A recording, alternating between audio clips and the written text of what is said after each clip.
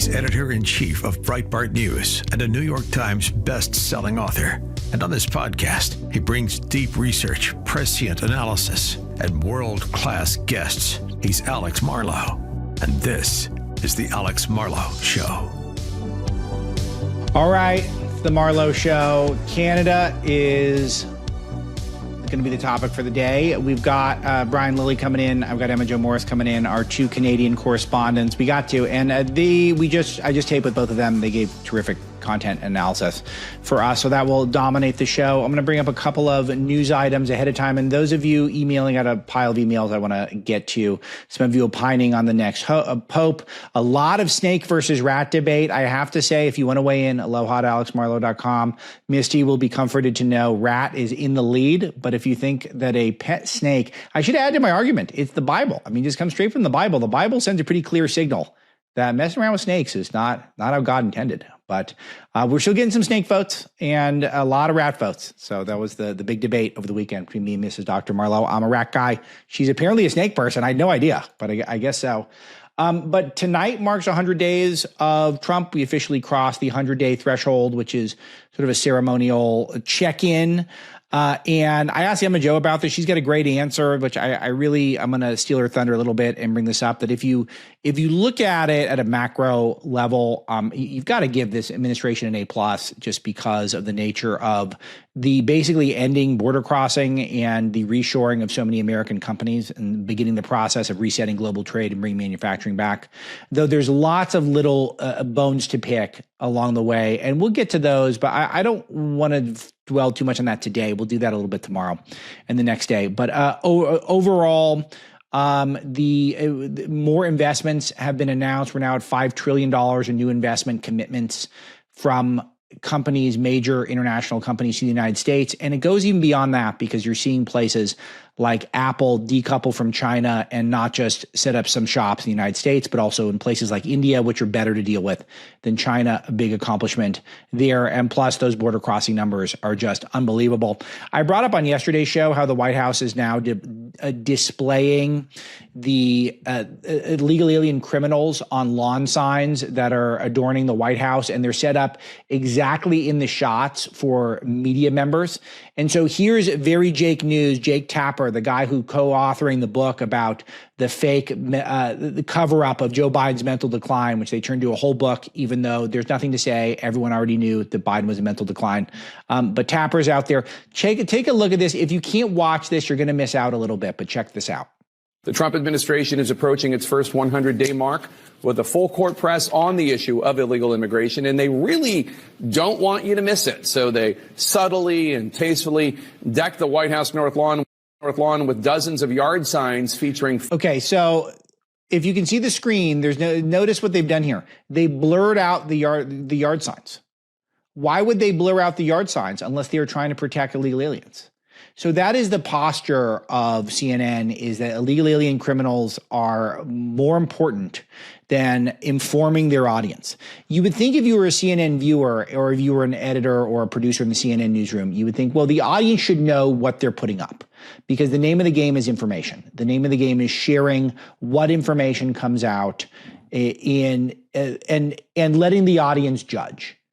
And how I approach it at Breitbart News, that you see my bias in the selection process, how we focus on stories, maybe the way we frame up a headline. But overall, the backbone of what we do is, if it's news and we have the opportunity to report it, we report it. So they have an opportunity to report what is being shown by the White House, by this administration, to the people who pass by on the White House lawn. And instead of just being transparent about it, they're going out of their way. They're adding steps to cover up news and information.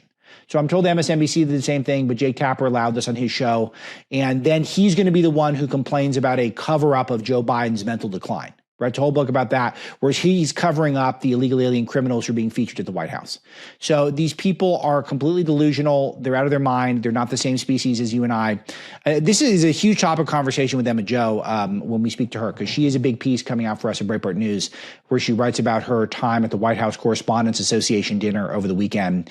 And she draws similar conclusions, which is that this is the people who are running the Washington press corps are absolutely not in tune with the American public. We all knew this to be true, but sometimes it's nice to commune with them in a way so you can see the extent to which they're willing to do stuff like this, where they're going out of their way, they're adding work for themselves in order to cover up the truth on behalf of illegal aliens.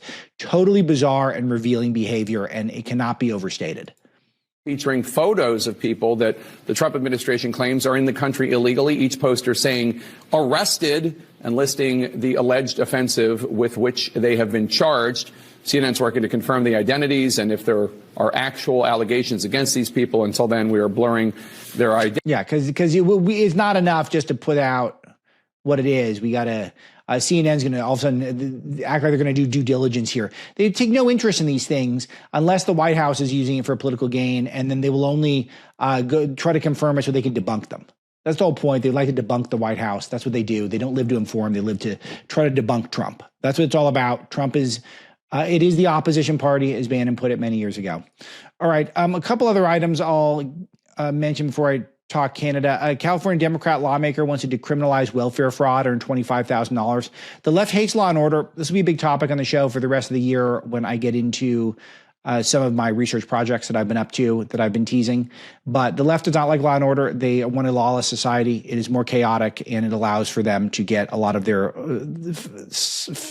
I want to say philosophical, but sort of psychological agenda through. But they really do believe that we should coddle criminals, and they really want that shoplifter vote. Now they want the welfare fraud vote. So you're allowed to commit welfare fraud up to $24,999 in California, and it would be decriminalized under Senate Bill 560, introduced by State Senator Lola Smallwood Cuevas. So great job there. And we continue to be a confused people in many places in their bubble. Josh Hawley's got a cool bill out. He's introduced something, and tell me if you can follow along with this.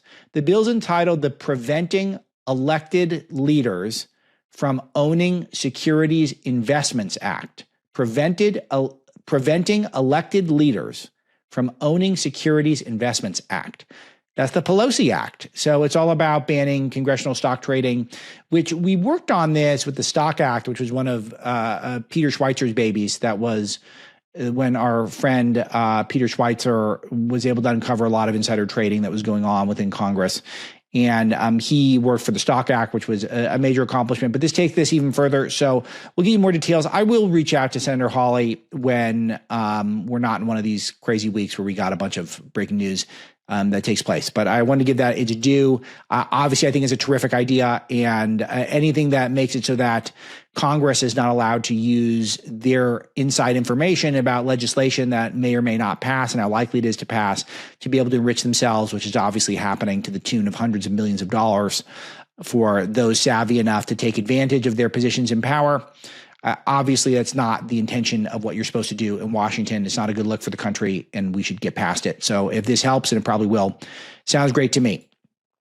Big news breaking this morning is a hot news cycle with Amazon. Reports coming out, I think it was from Zero Hedge that had this first, which is a good financial blog that I read regularly. And they feature my stuff from time to time, which is kind of them, that the Amazon was going to display a tariff tracker on some of their products.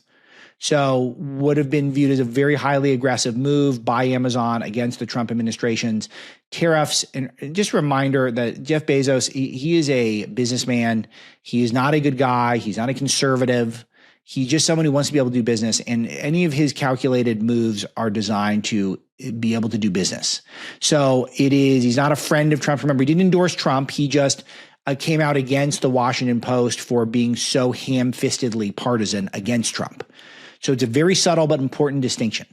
So this is what was happening. And then almost immediately, they came up with a statement that Zero Hedge got. I want to read this to you, and you can help analyze this for me.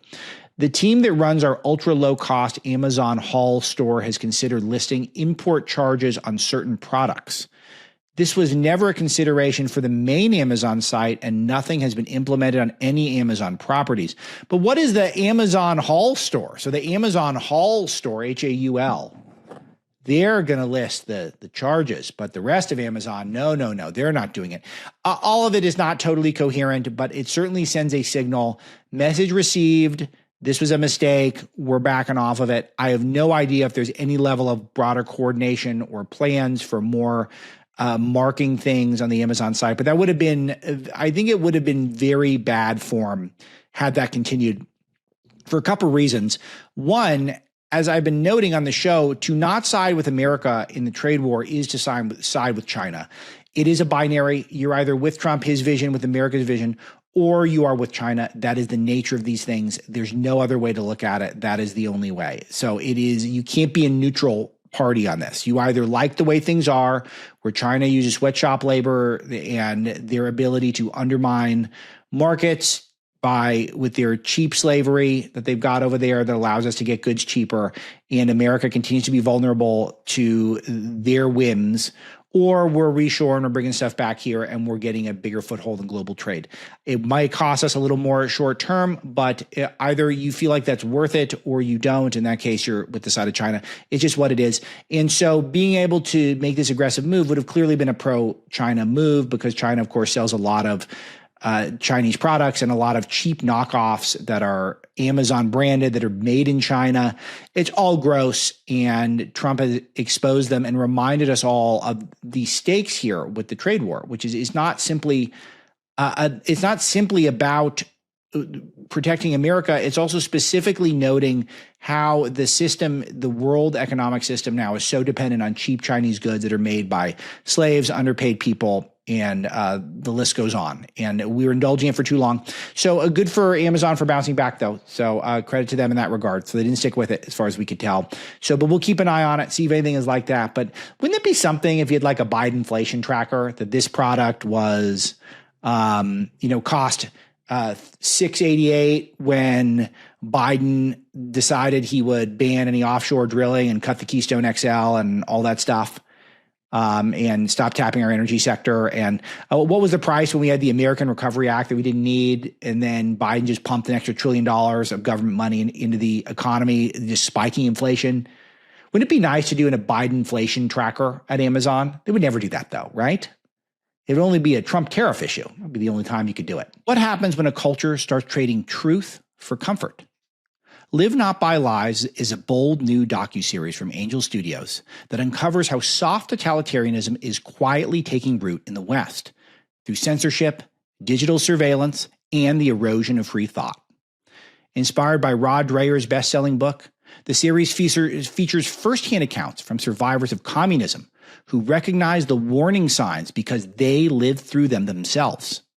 Their stories are raw, deeply moving, and they draw parallels between yesterday's regimes and today's cultural climate. This isn't just about history, it's about right now and what we risk by staying silent. Live Not by Lies is a challenge to every viewer to reject comfort at the expense of conscience and to stand firm in faith, family, and freedom. Streaming now on angelguild.com. You can join today at angel.com/Marlow. That's angel.com/Marlow. All right. So more on that as that develops. All right. And then the last one I'll bring up before we get into Canada, I think this dovetails nicely. So there's a big story. I really wanted to talk about this on yesterday's show, but I didn't get around to it because I wanted to bring a smarter sensibility to it.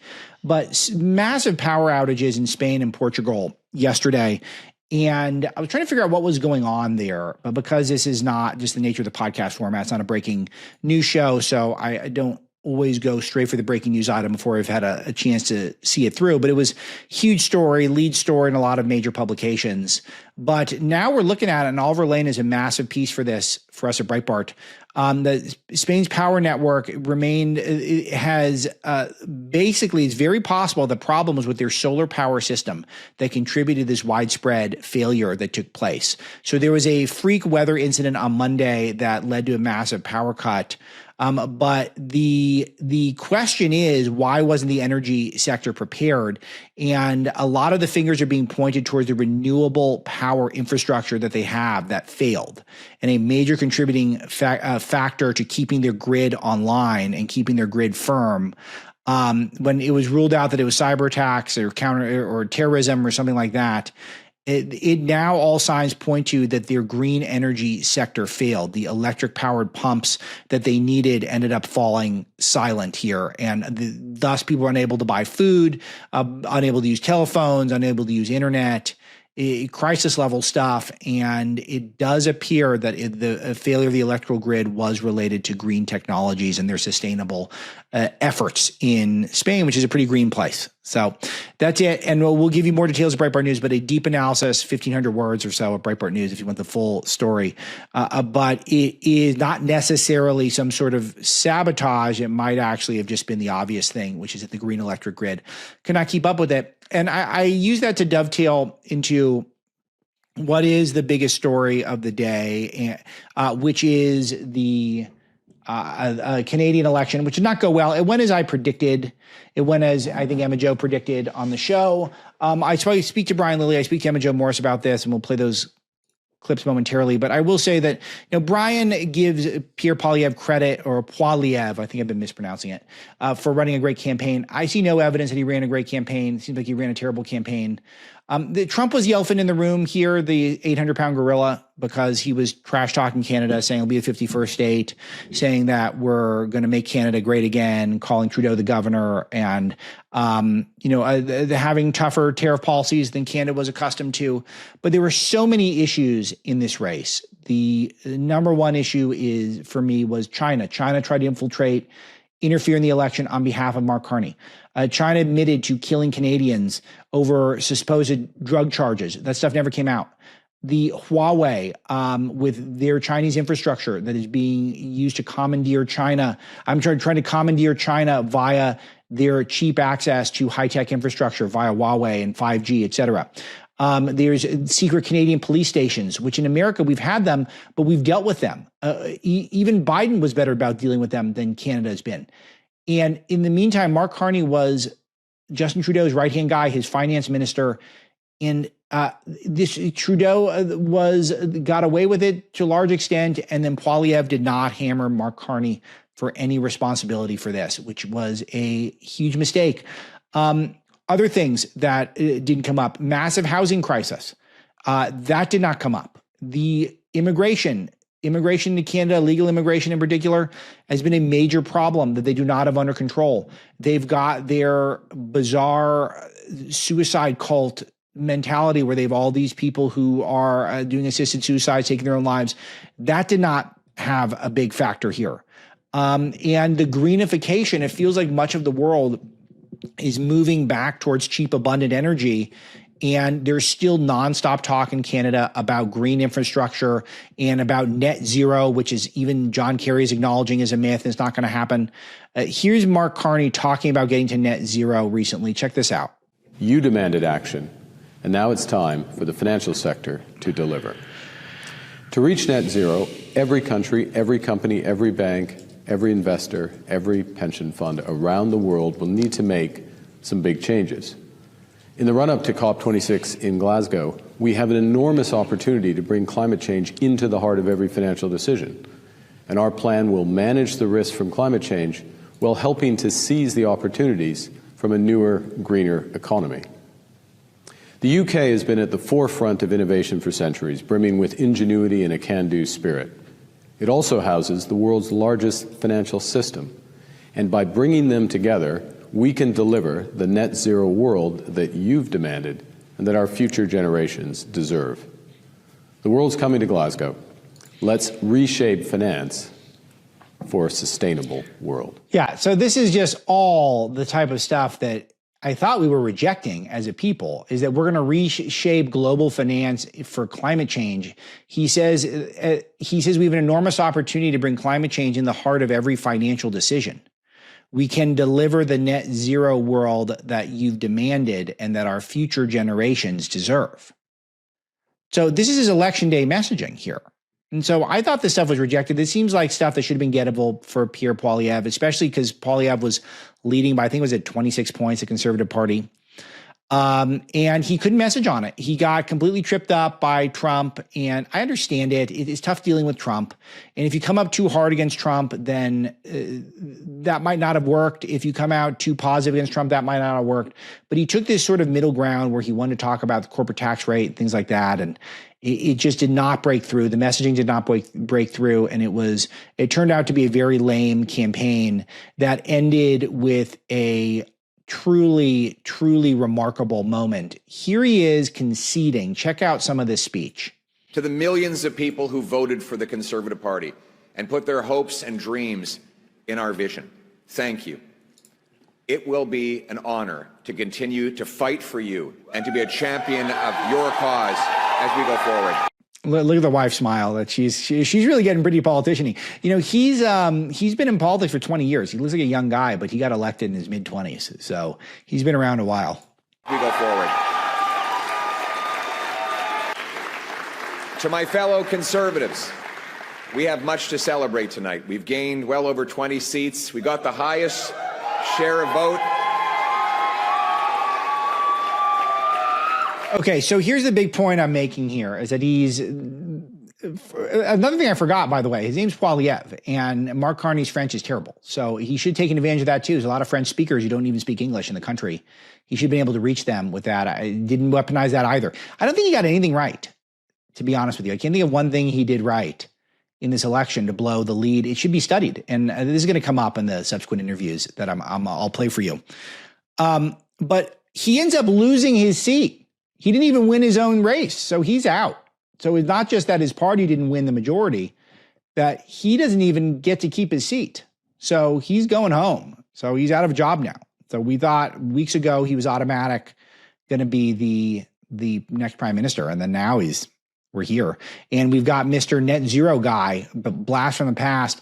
Carney's a new pencil neck too. He's got a real skinny neck. So, all right, well, we will see what happens there, but bad news. We'll get deeper analysis from our friends Brian Lilley and Emma Jo Morris starting now. We've got a lot of 100-day content coming up. We've got some impeachment content coming up. There's efforts to impeach Trump. I've got an incredible impeachment video that I will play for all of you.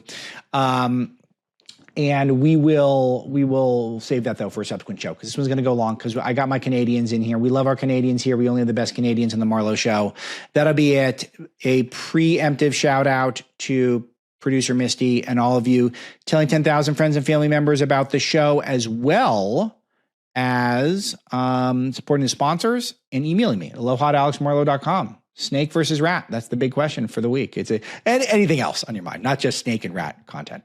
All right. Let's take a break. Come right back with our interviews. All right. We're 100 days into the Trump administration, and one of the absolute surest, most automatic bets you could have made during this chaotic first 3 months of this new administration is buying gold. And I got the best partners in the business, PriorityGold.com. Gold is up 25% year to date with all this chaos. That's the safest move. And my friends at Priority Gold, they will help you get into a gold, silver, precious metals IRA or 401k, tax and penalty free. They will help you buy gold yourself, and it's just so easy to reach out to them, and they will start the process for you. You text SNC, it's in Salem News Channel, that's SNC to the number 24999. You text SNC to 24999. You can also head over to PriorityGold.com. They will get you a gold and silver guide. They will answer the questions you have, and they will get you moving in the right direction, because this was the move to make. I've been recommending it the whole time I've had the show, and if you'd done it, you'd be slightly better off, but the chaos will continue. Text SNC to 24999 for my friends at Priority Gold. All right, one of my unofficial Canadian correspondents, Brian Lilley, is back on the broadcast. Brian, I got so many compliments in my interview with Brian a month or two back. And unfortunately, Brian, we're talking under not ultra happy circumstances from my vantage point. I was rooting hard for the Conservatives to win in the Canadian election. It was sort of a wildly disappointing end of the campaign. I had basically written off Pierre Poilievre becoming the next prime minister by yesterday's show.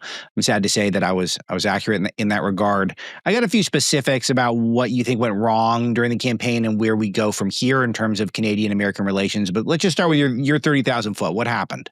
What happened is that he ran a very good campaign. the campaign that he had wanted to run when Justin Trudeau was still there. That didn't happen.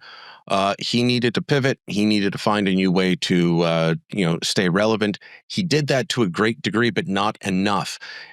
We have a socialist party in this country that normally picks up about 15 to 20% of the popular vote nationally.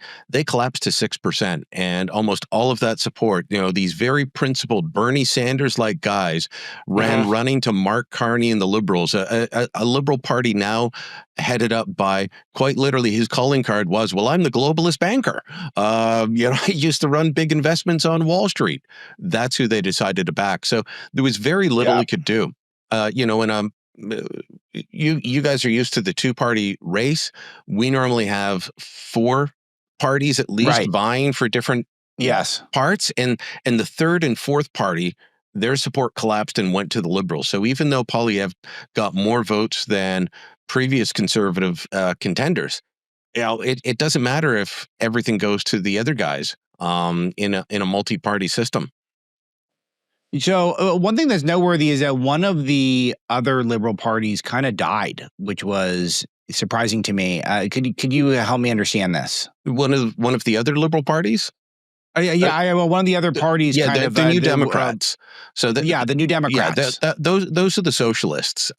Seriously, they're kind of they were relevant, and now they're basically extinct. Yeah, it was a lot of fear driven by Donald Trump. I had said months ago, Trump was taking credit for forcing out Trudeau. And I remember telling people, yourself included, like, look, be careful, because if Trump doesn't stop interfering in the Canadian election and talking about making us the 51st state, you're going to reelect Trudeau 2.0. And so all of these people who were afraid of Canada becoming the 51st state, which isn't going to happen, and he's not threatening to invade or annex us. He's talking about an economic union. But the way he was talking about it made people afraid, and they ran into the embrace of the Liberals, who were at the end of their rope. We were talking about, would they collapse? It's been so bad. I mean, housing affordability in this country is insane. You would be aghast at what we have to spend for housing up here. Whether you're talking buying a place, especially young couples starting out, or trying to rent a place, utter insanity. You've got crime, violent crime through the roof. Fentanyl problem, opioid addiction, open in the streets, tent cities everywhere. And the public was fed up. And they were ready to, kick the Liberals to the curb. And then all of Trump's menacing turned that around. Most people that, it's funny, you look at the polling, and the two major drivers were people hoping for a better future for Canada, and they were all voting for Poilievre and the Conservatives. And fear about Donald Trump, those were all voting for the Liberals. And in the end, they ended up winning out. It's closer than it seems in terms of the number of seats. So right now the Liberals have 168 seats, the Conservatives 144. Mark Carney doesn't have a majority government, though. He's going to have to rely on either the rump. There's only 7 of these New Democrats left. You don't even get to call yourself an official party unless you have 12. And then the separatist Bloc Québécois that just represents French-speaking Quebecers, they've got 24. He's got to rely on one of them. What do you think of Carney? Of Carney's French? Because it seems pretty weak. Seems about as good as my French. It's better than my French, but quite bad. It's what we call an Ottawa bureaucrat French. All the bureaucrats at a high level are supposed to be bilingual to a degree, and so they can say the words, but they can't sound like they know what the hell they're talking about. And that's Mark Carney's French.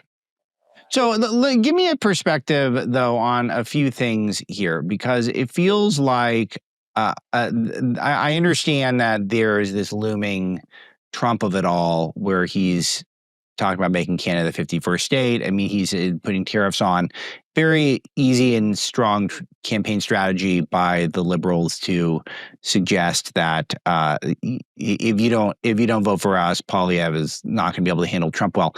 But shouldn't Poilievre have been able to say things like, "Look, we'll take him literally, but not seriously here. We're not going to be the 51st state.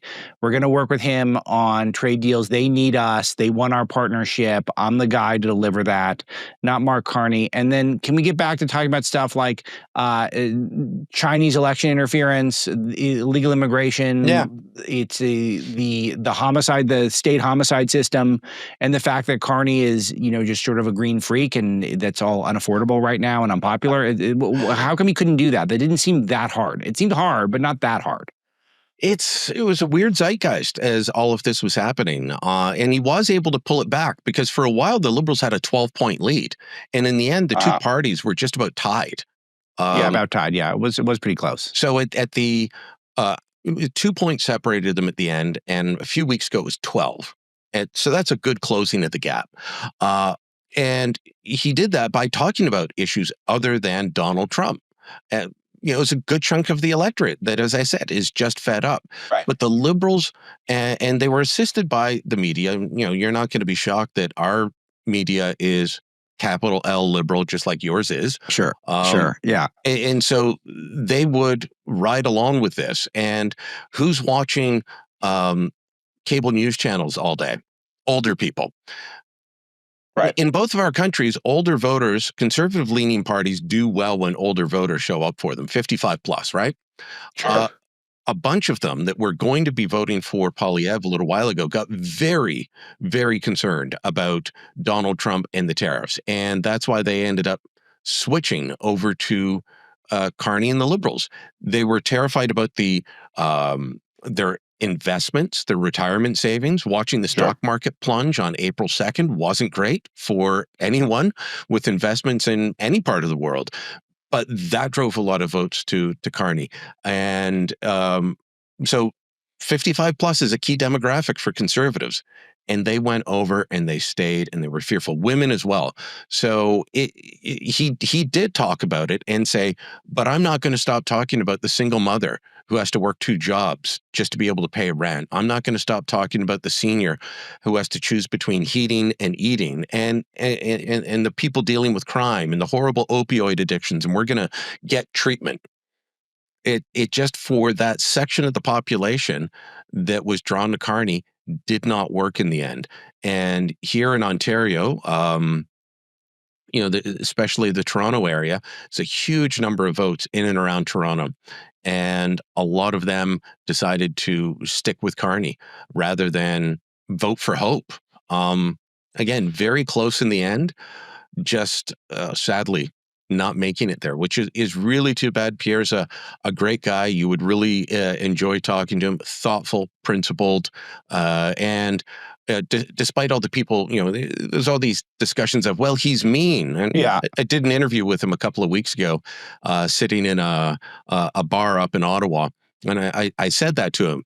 People say you're mean, and he just smiled and laughed. And I said, yeah, that's the guy I know. He smiles more than he laughs, but you couldn't get that part of him seen by the demographic that's sitting watching 24-hour news channels. Yeah, but for whatever reason, it didn't seem like, and again, this is not, I don't purport to have a deep knowledge the way you do, Brian, on this stuff. But it seemed like from watching him from afar, it didn't seem like he was able to dial in that branding that we were all hoping for. He didn't seem like he ended up having the charisma and the strength in terms of the way he was projecting publicly. And it seemed like he was not leveling effective attacks on Carney. It didn't seem like he dealt with the Trump situation well, which I know that's hard, but it just didn't seem, it would just seem like a very middle ground that he took. And I feel like he should have committed to some other stronger position. I can't say exactly what it is, what would have worked. I don't know the electorate well enough. But one thing that did strike me a lot is that Mark Carney seemed a little bit like an empty suit, and they ran that effectively. And they tried that with Kamala Harris here in the United States, where it was a very short campaign, and the Democrats thought they could benefit from that because getting to know Kamala Harris, she gets much less likable the more you get to know her. So they thought that might work. But Harris stepped down, the end of July? Yeah, I think so. Yeah, That was about right. Sometime in July, and Yeah. voting day was November 5th. If we had that Yeah, long of a campaign, Pierre right, Poilievre and would she would have win. done worse if she had longer to campaign. Like, the more she would have Yeah. campaigned, the worse she And- would have done. And Yeah. so this is the shortest legally allowed campaign under Canadian law. They could have gone a bit longer, but if they had, Poilievre would have won. I mean, the Yeah, exactly. This is my point, is Yeah. that Carney, I think this was effective by the Liberals by putting up Carney, who he just kind of looks kind of responsible. Like, and that's it. Every time he starts talking, like, well, he's not that great, but it feels like the sort of empty seat strategy was effective. It was very effective, and low bar. Don't put him out too much. I know people that were on the campaign plane with him, the traveling journalist, and they'd say, we see him for 15 minutes a day. That's it. We get a few minutes of questions with him. That's it. It wasn't wide-ranging press conferences or multiple public appearances where you're, speaking honestly and openly with people. Everything was very scripted. Look, that's how you win campaigns. So I'm not complaining about it, but he was an empty suit, and people started to see, like, okay, what has he actually done, or what has he backed? He's talking about how in the United States, healthcare is a big business, but in Canada, it's a right, and I'll stand up for public healthcare. Truth is, our respective public and private split in healthcare is roughly the same percentage-wise. We may focus in on different parts in our respective systems, but it's very similar. But Mark Carney is talking as if he is a purist on only public healthcare, only government healthcare. When he ran Brookfield, he owned a chain of 38 hospitals, private hospitals in Australia that are now under investigation for low levels of care. His firm owned a health insurance company that was denying minors in West Virginia health coverage while they're dealing with black lung. All these things. He's Mr. Green Energy and Mr. Net Zero, and yet under him, his firm invested a ton of money in oil and gas, but just not in Canada. Wow. He won't invest in Canada. He brings in policies that shut down our most lucrative industry, but then they invest in it in Brazil and in Saudi Arabia, where the environmental standards are great. Yeah, it does remind me. It's sort of, we have the opposite in America. We're basically a socialist healthcare system, but we act like we're not. And you guys are. Act like you're socialist, but you're not entirely, and it's really kind of a funny thing. I think we're up north of 80%. We're definitely over 70% of healthcare expenditures by the government at this point. And I think it might be over 80 at this point. And it's just like we don't act like that. We act like, oh, it's a private system. Yeah. Well, it's private because we only talk about how the people who are willing to shell out for it do get better care, but most of the care is administered via some sort of government, some sort of government scheme. But anyway, that's a longer topic for a different day. But here's the main thing. It's always fun to go back and see what happened and what we can learn. But where do we go from here? Because we're in a trade battle. Carney is certainly, his base does not want the United States and Trump indulge at all. I think a lot of the talking about American betrayal was a big concept, which that's not going to resonate here. That's not going to change anyone's thinking down here. So what do you think is going to happen next? Well, look, the Liberals leaned into the trade battle with the Trump administration early because they knew it would work for them politically. It's not good for the country to try and exacerbate things, but it's good for them politically. And the Liberals will always put party before country. May sound extreme saying that, but they honestly do. They put party before country. Why did we have Chinese interference in our elections for so long without anyone saying anything? Because it was helping the Liberal Party. So they turned a blind eye to all the things China's been doing in this country. So they'll continue to do the same. And if they can keep picking fights with the Trump administration, they will. When Ontario's Premier, Doug Ford, got summoned down to Washington a while ago, you remember when he threatened to turn off the electricity. Howard Lutnick, was briefed on the meeting, and Howard Lutnick apparently said to him, look, we're going to do a reset April 2nd, and then we're going to quickly get to negotiating, and Canada's at the top of the list for a new trade agreement. If Carney's smart, we just get down to that because, look, I know Trump likes to say, we don't want your cars, we don't need your cars, we'll make them all here. You can't do it that quickly. And our auto industry has always been integrated anyways, going back to the very founding of Ford and GM and everything. And we work well together. But you don't have the manpower to fill all the factories. I've talked to people like Senator Kramer about that. I've talked to American business leaders about that. The manpower isn't there. You can't replace everything, but we can get to a better trade deal. And so let's do that. Let's have a serious negotiation, and both sides have to be willing to put a bit of water in their wine on this, because nobody's going to get everything they want in any trade deal. And we each have irritants of how each country treats the other. Let's be respectful. Let's be serious. Let's get back to, cheering each other's anthems at basketball games and hockey games and not booing them. Right. So how do we take those steps, considering that Carney is, I assume he hasn't met with Trump yet. When he does, Trump is not going to be impressed. He'll probably start tweeting horrible stuff about him. And I don't know what that does to animate people. What do we think? I'm hoping both of them are just adults. I mean, they had an adult conversation apparently a little while ago on the phone. Let's be adults and not get into that sort of thing. Maybe he'll be impressed with Carney's time as governor of the Bank of England and head of Brookfield Asset Management, one of the biggest asset managers in North America, if not globally, and say, okay, well, you at least get business. I can talk to you. I mean, that's what I'm going to hope for.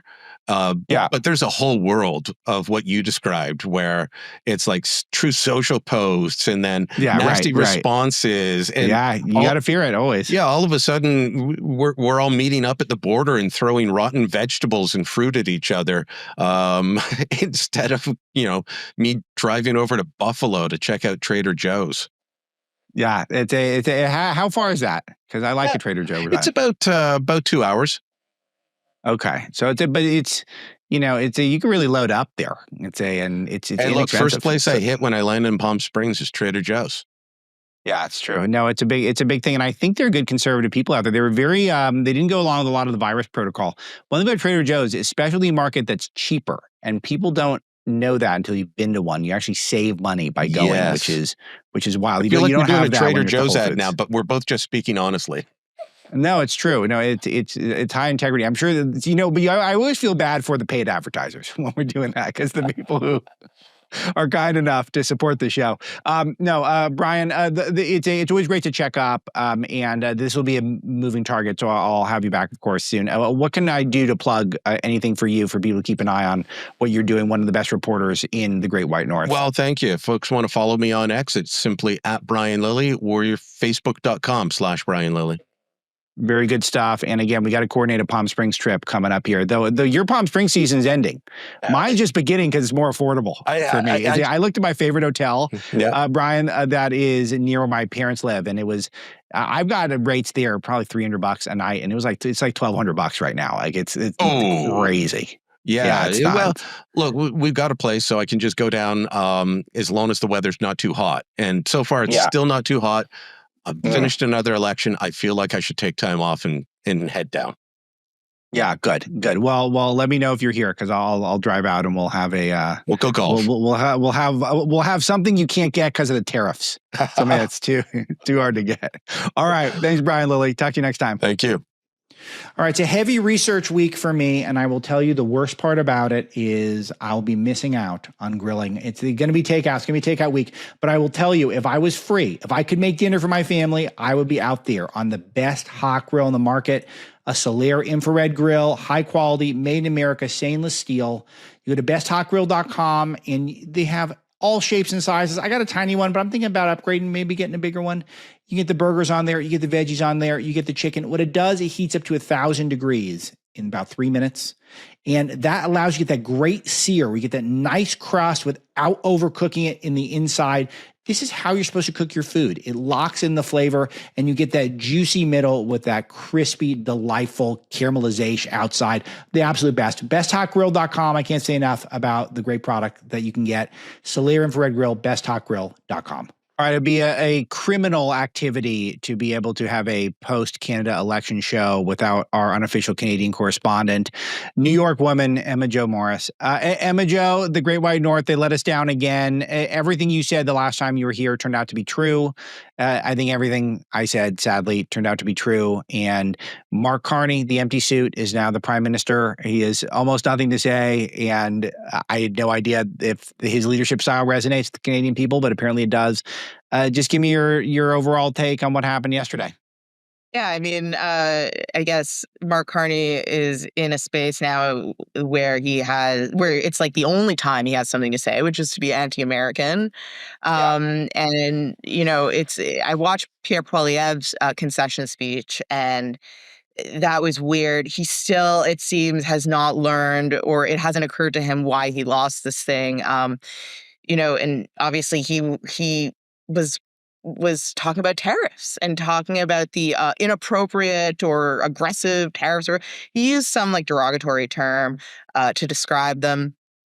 Irresponsible was the word, I think. Anyway. Sure. And then obviously moves on to talk about, the importance of Canada's sovereignty and how they're still going to fight for Canada's sovereignty. And it's like, dude, you still don't get it. You still don't get it. The United States is trying to protect your sovereignty, actually. The United States is trying to make you look west, where your country has been co-opted from the east. And he just doesn't understand that. He never really got the joke, and it cost him his career. Obviously, not only did he lose the election to be prime minister, but he lost his seat. Yeah, so this is amazing because he's had that seat for 20 years. And 20 years, which is amazing. He's a pretty young guy to have had a seat for 20 years.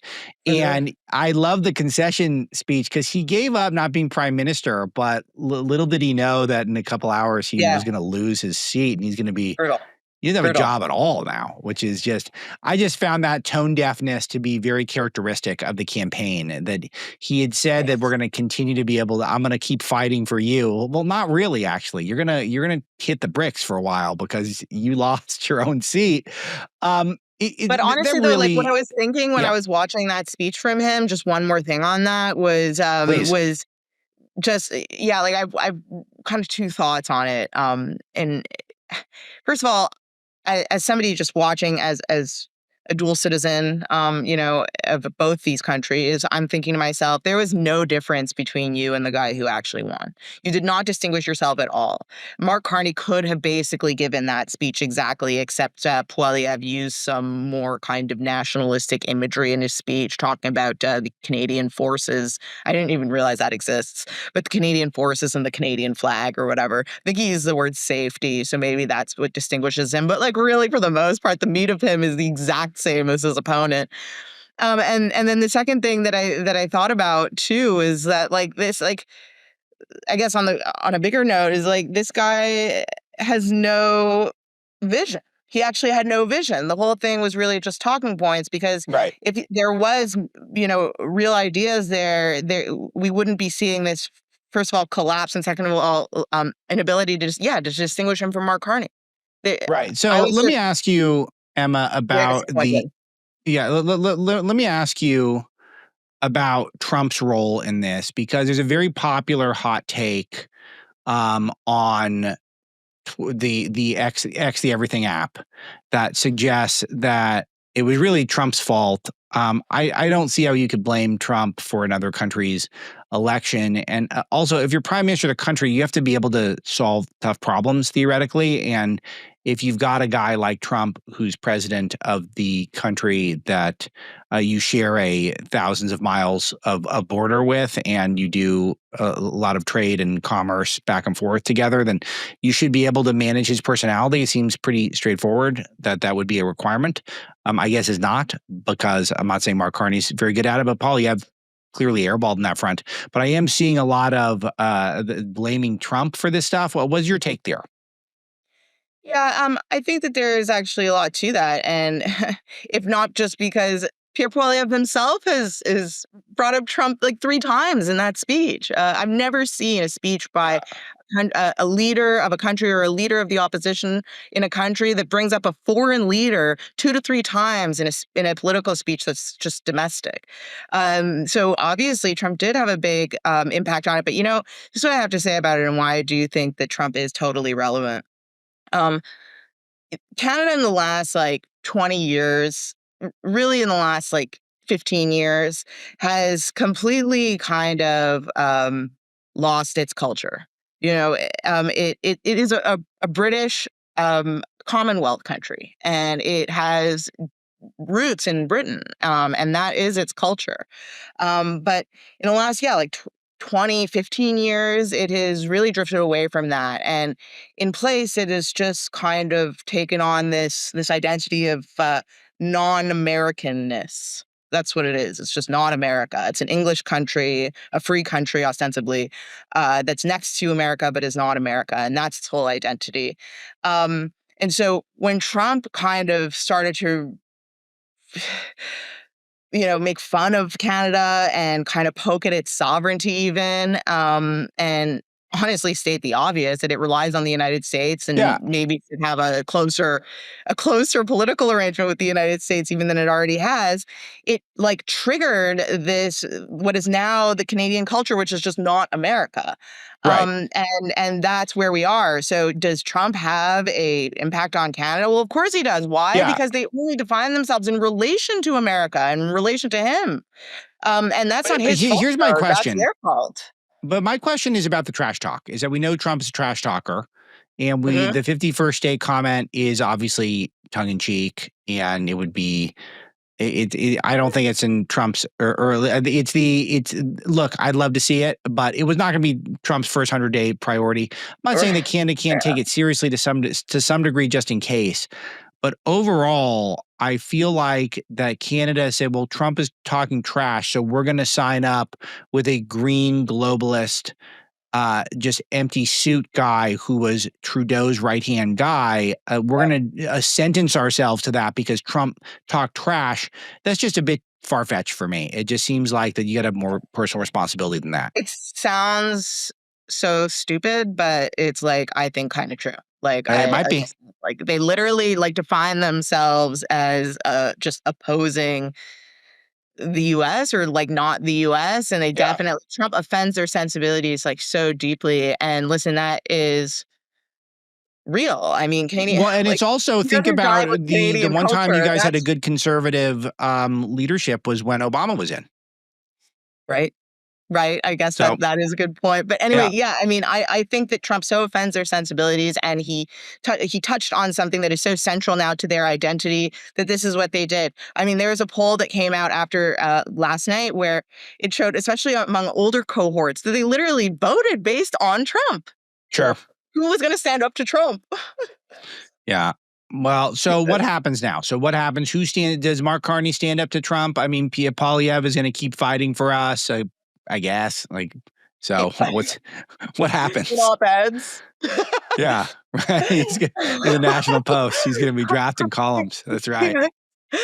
I mean, what happens now? I mean, they're obviously going to come to some sort of agreement. Carney will be able to save face in whatever they come up with because, again, he has sold himself to the Canadian people as, opposing Trump. So, and that's his identity, and he's liberal, and they're in safe hands because he's going to be oppositional. So really, whatever I think he comes up with is going to end up being fine. He'll ride it out. Also, obviously, it'll be a while till there's another election, as long as he can keep the country kind of intact.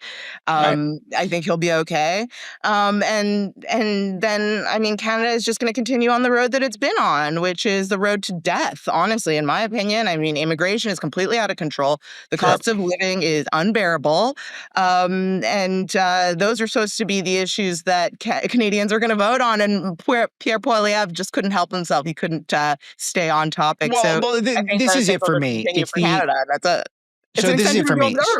So China tried to infiltrate the election, as we discussed, on behalf of Canada. There were Canadians killed in China ostensibly over drug issues. That didn't seem to come up. You guys have a housing issue. You guys have illegal immigration issues. You got crime issues. You got the weird assisted suicide policy. And by you guys, I mean, your homeland, Emma. Yeah. It's the, of course, you're a New York woman in our hearts. But you got Huawei, you got Chinese infiltration of your high tech. It just, why is that not, why couldn't that have been the issue for Poilievre? What was his defect that none of that stuff came up?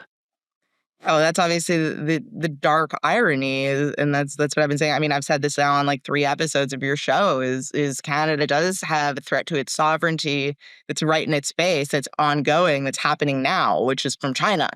And Poilievre, I mean, I don't know if I don't know. I honestly don't know, because I know that's what it comes down to. Like, I don't know why he didn't just like frame it that way, like reframe it. It's like, wait a second, what? We're a small country, actually, and I want to align myself with the United States, because China is the one that's actually currently actively encroaching in every aspect, in every corner of our daily lives and of our politics, and is actually paying our politicians to side with them. This is like the most ridiculous. It's the most nonsensical campaign. I think it needs to be studied. I don't know. And I hope that he does some sort of tell-all or does some sort of, splaying his guts interview to explain this to the idiots like me who are really trying to make it make sense. Well, you want to know something else? I have been pronouncing it. I have missed the I in the spelling of his last name. I should have been saying Poilievre the whole time. That could have really helped him a lot if I had just pronounced it properly. But I was calling him Poilievre, which is really inexcusable for an editor. No, but this is, I think you're right. I think this should be studied. He was up by so much. And obviously, Trump's the 800-pound gorilla in the room, and the tariffs and the trash talk. I'm not dismissing all of that, but this is the proverbial, you've had one job, and the one job is to figure this out. And it's all you need to do is figure out how to message on Trump and just say, hey, look, we're taking him seriously, but we're not taking him literally here. We're not going to be the 51st state, but we can really benefit from resetting global trade with them as well. We're going to clean up the whole continent when it comes to illegal immigration. And at that point, we're going to get the housing going. And here's how we're going to do it, which is Carney said the word housing a bunch of times. He did the classic, what Democrats do here in the United States. You just say these words like Pete Buttigieg goes around, just says poverty. And he says, I'm just going to say the word poverty, and that's going to make me a great politician. He just was doing that with housing. He said, we're doing housing. We're doing housing now. I don't know what his housing policy was, but I watched 6 or 8 speeches he did, and he did say the word housing in all of them. Yeah, it's like the liberals, it sounds unbelievable, but we keep kind of circling around the same thing, which is just the truth. The liberals have no coherent policy. And because of the USA trap that the media kind of set up, Poilievre abandoned his policy to engage in this non-conversation about how much we hate America or Trump or whatever. And yeah, exactly. Like, how is it? Exactly. It's just buzzwords, kind of similarly to the Democrats, although I guess the Democrats, I think, have actually more coherent policy than the liberals in Canada. It's bad policy, but they do say stuff. Liberals don't even do that. It's just the status quo of slow decay. Okay. So, give me your take on where we go from here. What do you think happens? Because we're still rooting for Canada, despite the I'm a little less hopeful today than I was yesterday. But we're rooting for. What do you think happens in terms of America-Canadian relations now? Trump said it's easier to deal with Carney than deal with Poilievre, which I think might be true. I think it might be true for Trump, because sort of when you're on the other side, that's a little easier than if you're in the middle. Well, exactly. I think Trump knows what I said maybe 2 or 3 answers ago, that Carney can actually get away with more, because on his domestic side, he has the perception that he is opposed to Trump, which is kind of would give him cover to actually make a deal. Whereas if Poilievre had won, he would be in this really weird position and difficult position where he would have to constantly be showing clash with Trump. Because that wouldn't necessarily be obvious based on the fact that they're both conservative, apparently populists. So, Yeah, so Carney can actually get away with much more because he just has to say, I'm Carney, and people think and assume that he is giving Trump a hard time. He doesn't necessarily have to do that, and he definitely shouldn't do that, and I doubt that he will, because he can't give Trump a hard time. What leverage does Canada have? This is like not even a conversation. Well, but literally, is there any leverage that they have? Is there anything that you feel like he could? Because I mean, I assume he's not. He comes off as a total idiot, but I'm sure he's not a total idiot. I mean, he's had all these international deals all around the world. Yeah, I mean, I don't know him. It's hard to say. But I mean, he's going to have people telling him, surely. I mean, listen, it's a law of physics in Canada that if the United States cuts them off, they're dead. So he knows, he has to know that much. And if he knows that much, then he can, again, cobble something together, bring it home, say, look at this great victory we had. I owned the cons, and that's it. The Canadian public will accept that because, again, they have this vision of him that he is so oppositional and so different. He's got a non-binary child. Did that play a factor? The they/them stuff. This is not a joke. To quote Joey the Biden. Did that ever come up? I learned that today too. Oh, really? That's funny. I don't know that. I mean, I guess it's part of the aesthetic, the like I'm liberal aesthetic. Yeah. Like, it's a badge of honor. No, it's better. It's better to have a non-binary. Yeah. I guess, yeah, it's part of the vibe. Well, I'd love to meet them one day. One day, maybe I can meet them and have them on the show. Okay, Emma, we're switching gears. It's a good luck to Canada, and we'll catch you on the flip side. You went to the White House Correspondent Association dinner.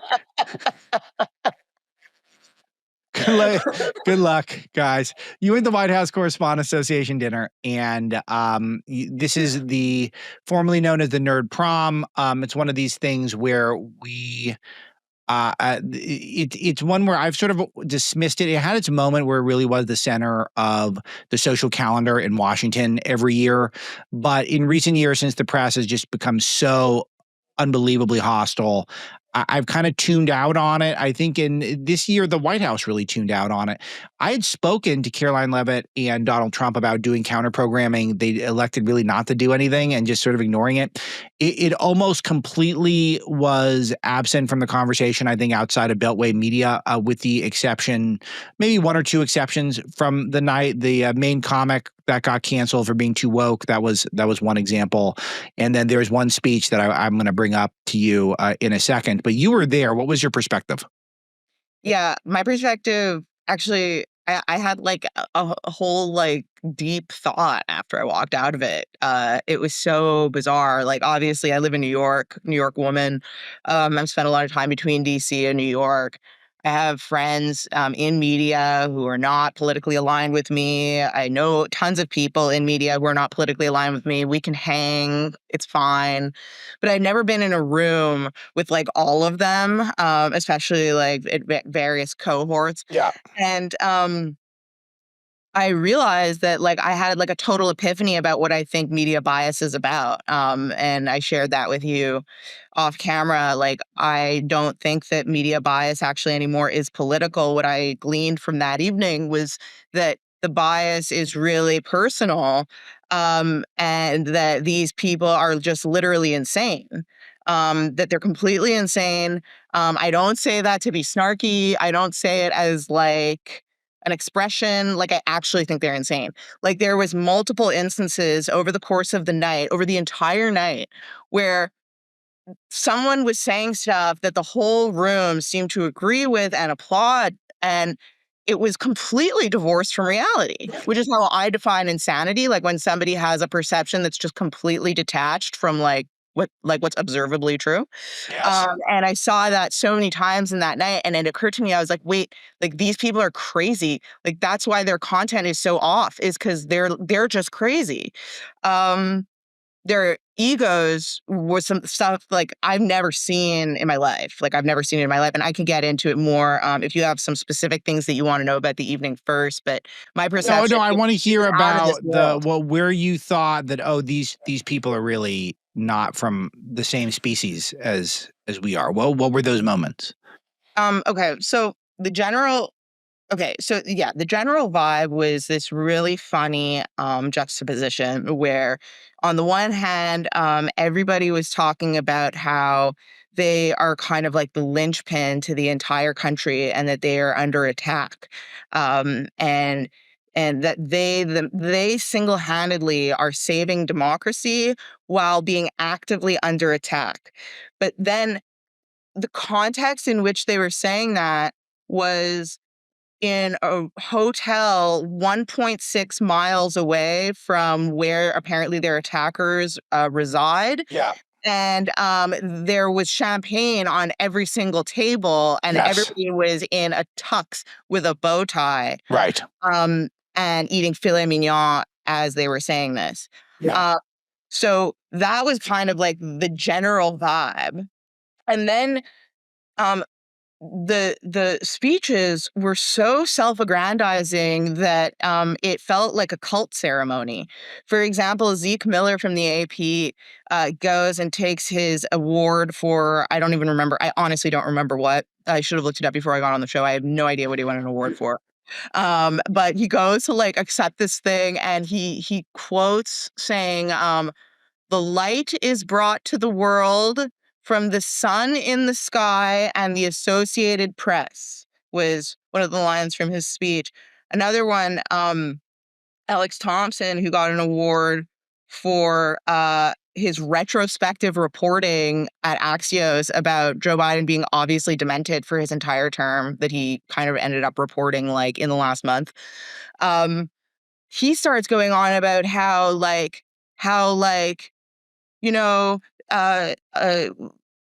even this reporting shows that even the Biden White House could lie or something, or like all White Houses, even the White House. And I'm sitting there and I'm like, guys, like this is like, I felt like all I can describe it as is like religious and insane. Yeah, I like the religious part. So what you're identifying on a broader point, I want to touch on these specifics, but you're identifying this disconnect that they have from reality, their lack of self-awareness. And this is where you're a little younger than I am, and I'm glad that you can share this perspective because I'm so cynical. I just assumed everyone is aware that this is what this is like, these people. And it's important to remind people that it's the people who cover Washington, D.C. they're not just normal Americans. They're very strange people. They're some of the worst people in the world. Yeah. And they're completely deluded and full of themselves in a way where they think that they're the real truth tellers, even though they're, as you say, they tell observable lies, and they're shocked when the people who are clearly lying to your face are lying. Zeke Miller won an award for excellence in presidential news coverage under deadline pressure, just to let you know. And he receives a prize of $2,500, which is funny because I'm sure each table consumed at least $2,500 worth of champagne at the event. So I don't know. It doesn't seem like a great cash reward. But I don't know if you got a chance to listen to the show, but I played the Alex Thompson speech yesterday on yesterday's show. Oh, yeah. And I think it's just totally out of it is true insanity because there was no cover up. No one covered up anything. It was everyone knew Biden was under mental decline, and the fact that you get an award for retrospective reporting anyway, I find that kind of hard as someone who does retrospective reporting. And, with my books, it's like, obviously you got to look back. Right. Everything can't just be cutting edge. Like, just like give an award for retrospective reporting, like a story you missed, like you get an award for covering it super freaking late. Like, that's really weird. And then he said that in his speech. He's like, I missed the whole thing. Yeah, I was like, I missed it, but thank you for this award and $2,500. That's really great. As it turns out, even Joe Biden lies. Yeah, it's like, and the thing is that we all knew he was lying. We all knew he was demented. And it is, I don't understand the charade that we're doing completely. And I want your perspective on this, because even people I like, I was just scrolling through X, the Everything app earlier today. And even people I like are talking about, the cover-up is more explosive than ever of Joe Biden's mental decline. Like, I feel like I'm taking absolute crazy pills. I feel like every person on earth who had access to a television was aware Joe Biden was declining rapidly, and he was president anyway. And we were all okay with it to a degree. And it was now all of a sudden like, well, we didn't know. James Clyburn says he didn't know. Well, I feel like this is all pointing in, they're all just trying to point the finger at Biden to act as though it's not a party-wide problem. That's my main takeaway, but I am still a little bit confused as to why everyone's insisting there was a cover-up when there was no cover-up. Well, like, it was like one of those things where, like, when you're playing with a child and you want, like, to go along, like you cover them with a blanket and you say, like, oh, where are you? Let me try to find you. And, like, everyone obviously knows that the child is right in front of you under a blanket. That's, like, what was going on. Like, I mean, obviously, like, he was literally wandering around like a baby. And they were saying that that was a deep fake. It was just a video. It was literally just a video that was circulating on Twitter, and they were calling it a deep fake. And then everybody in politics, everybody in media, Alex Thompson, talking about how the GOP is like attacking Biden in bad faith, calling him demented when there was like obvious footage of it. Obviously. It wasn't a cover up. It was just something that we were all deciding to go along with because he was running against Trump. And here's the thing that I realized is they don't hate Trump because he's conservative or even populist or anything like that. They had like nostalgic videos playing of George Bush and Reagan, that thing. What they hate about him is that he mocks them. Like, that was like the thing that kind of was like an epiphany to me, was like, wait a second, like, these people's egos are so huge and they just happen to be Democrats. But really, this is an ego thing. This is like, I am so important that I can't, like, I myself am truth. So if anybody dismisses me or mocks me, like, that's a huge problem. That's how they get to an attack on democracy. It's not an attack. Like, they see themselves as democracy. And then they happen to have democratic politics. So it's like with this Biden thing, they're like, oh, like, no, like, the truth wasn't what it was. But it's just, you were just trying to not have Trump elected because he so offends you so deeply, actually almost existentially. So what was your main takeaway being with these people understanding that the people who are tasked with covering the Trump White House are largely in outer space? What are we supposed to take with this information, Emma? I mean, I just can't, like the news is so fake. And like, I know that that's always kind of the end point of these conversations about the media, but I guess, like, I feel like there's like the level of pomposity and self-aggrandizement and narcissism that I witnessed the other day. Like, it's like there's absolutely zero chance that there is an ounce of empathy in their coverage. There's an ounce of perspective in their coverage that's outside of themselves, and therefore I'm like way more suspect of their writing, because it's like one thing to like when you have like a political agenda, you like, okay, for example. There's a recent story that speaks to what I was thinking, which is the Pope funeral with Trump wearing a blue suit in the front row. I know you talked about this on your show yesterday. And then like when you actually like take off the crop and like see like the full image, like everybody, like there's 10 people wearing blue suits. Like, there's a political goal to that. That's just trying to humiliate him. And they're doing that because they feel humiliated by him. I swear to God, this coverage is just personal. This is the new lens that I see the media through. This is not political coverage. It's personal coverage. Everything they write is a reaction to their personal feelings. This isn't political advocacy. It's just, if it happens to be, it's because they happen to be Democrats. I think that's so well put. I think he humiliates them, and that is really what triggers them the most. And they've lost any self-awareness. I mean, we watch it play out in real time with the Never Trumpers, the people who thought that they own the Republican Party with their columns and their think pieces and their cable news hits, and then all of a sudden they didn't matter at all overnight. Yeah. And it did seem like they didn't just disagree; it did seem like they went crazy. And it's important to remember that. Yeah, that's it. That's exactly it. And I feel like I had it so wrong the whole time. Like I just was like, oh, they're political activists, and I would always tweet that. And it's like, no, that was like just 10% of it.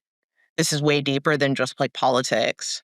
They don't even care about politics. Actually, they were like venerating George Bush.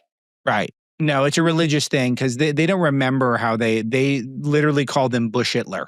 And they would have redefeat Bush bumper stickers and President-elect. I still make the joke on the show. I say when Bush was selected by the Supreme Court. I still like that one. All right, Emma. So I can have this piece so we can run a Breitbart so then people can get your full get your writing. This is for me. I get to keep it. If you dare. No, I'm doing it. It's all mine. Okay, cool. I told you I'd keep you 20 minutes. It's been 30 minutes because you're always interesting and fascinating. The number one Marlow Show guest of all time. Now this is like the sixth time. I know I think we're only at 5, but that's all right. Emma, what is where can I plug for you? Emma Jo NYC is your Twitter, which is terrific. Anything else? No, go read my piece at Breitbart, my first piece in a while. I'm keeping you one more question. 100 days is tomorrow, or I guess tonight or something. Like, what's your take? How are we doing after 100 days? So this is a hard question. Thank you for asking. It's a hard question. I was thinking about it today because you could take two perspectives, I think, in thinking about this. You could take like the zoomed in perspective or the zoomed out perspective. Sure. I think if you take the zoomed in perspective, I'm giving it a B- or a C. If you take the zoomed out perspective, I'm giving it an A++++++++. There is not a high enough score to give it. Sure. And let me explain that more. So the zoomed in perspective is we were promised mass deportations to rectify the last 4 years and really the last like 15 years of illegal immigration that's been so rampant. It's gobbled our country up. The pace is not high enough, either because of a lack of capacity or a lack of taking the issue seriously enough. But the numbers are okay, but they're still too low. Granted, there's not a soul crossing the border now newly, but still the amount of people that are here are enough to probably destroy the demographics and politics of the country. So that needs to be brought up a lot.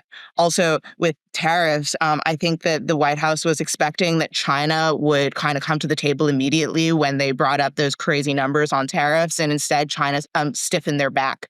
And I think that had, China had a reaction that kind of put them on their back foot a bit. And they're still kind of working out what they're going to do about that. However, and that's like kind of where we are like right now today on, I think, the two main issues. But then if you zoom out on those issues, first of all, Trump has eliminated illegal immigration, which is an incredible thing. He's eliminated new illegal immigration. No, I know. And this is where, for me, the reshoring and the decoupling from China plus the ending of border crossing basically is, I mean, you have to. This is why I like your analysis. You have to give it an A+ just for that. It's an A+, exactly. just for those two things. Ended new border crossings, which is a huge deal that kind of can't be overstated. And no, it can't be. And then I like the idea of we got to give him a hard time on everything else because no one else is going to do that. Clearly, Zeke Miller at the AP is not going to know what to report on, or Alex Thompson. Alex Thompson's going to be reporting on. But I just want to finish the zoomed out analysis of the tariffs just for 2 seconds. What he's done is totally historic. I don't even think we've seen this in multiple generations, probably since the Second World War, where he has totally refocused the global trade direction on the West and on the Western Hemisphere. And he has threatened basically the entire world to it's us or them. And you have to look west. We're not looking east anymore. He has ripped the gaze away from China and back to the United States and really forced every country in the world to a reckoning on who they want to deal with for the next I don't know how long. Sure. But like these things don't get undone so quick. So what Trump has done with renegotiating this stuff, even just bringing it up and making it a possibility that we could actually rearrange the global trade arrangement is like, that's incredible. It is. It's so bold. It's amazing. Nobody else could do that. So he swung for the fences. Yes, maybe it's hard. It's maybe harder than they initially thought. Who knows? I don't know. I don't work there. I don't know what they initially thought. But if you really look at it holistically, like this is historic. This is genius. Yeah, I agree with that. So where do you want to look for the next 100 days? What do you want to see improve? Yeah, I mean, I want there to be like a new agency created to expedite deportations of obviously illegal aliens. And I understand that there's some PR risk to that, but I think that we're beyond considering the PR of things. I think, like I said, like this is an existential issue for the country, and Trump has defined it that way. So I think anyway, that should be like point number one. And I think everything else, honestly, falls into place after that. Inflation falls into place, housing prices fall into place, the labor market falls into place. I feel like if you go crazy on that specific thing, life gets better fast. Yeah, that's exactly right. That is, I think, right on. I think that is our obligation. We got to, and this is where these last two stories connect, Emma, is that the media is just noise. We have to completely ignore it. It's very hard to do because Trump likes the media, and he knows instinctually and I think objectively that they're always going to be hostile to him. But he does really enjoy, I think, reading about himself in the paper and seeing himself on TV. And I think that we still got to remind ourselves that they only count if we let them count. And if we don't let them count, then it's great. And we will all be great, and great things will happen. America will be great again. Yeah, like they're just nutty. Like, just why? What's the point? Like, I don't understand how we have one opportunity to like save the country, and he has a mandate to do that. And to give 1 second of consideration to what these people think. I mean, honestly, I wish the whole administration had come on Saturday. I wish they had come, not to dignify the event with their presence, obviously, which is why they didn't go, but to see like the reality of what they are considering when they're considering the PR of what they're doing. It's like, no, these people are not serious people. They're not even sane. Beautiful. Emma Jo Morris, wonderful stuff. Emma Jo NYC on Twitter, and look for a piece that I'll get up at Breitbart in the next day or two as well. So good stuff. And you're always welcome here in the Marlow Show, and I'm sure you'll be back soon. Thank you so much.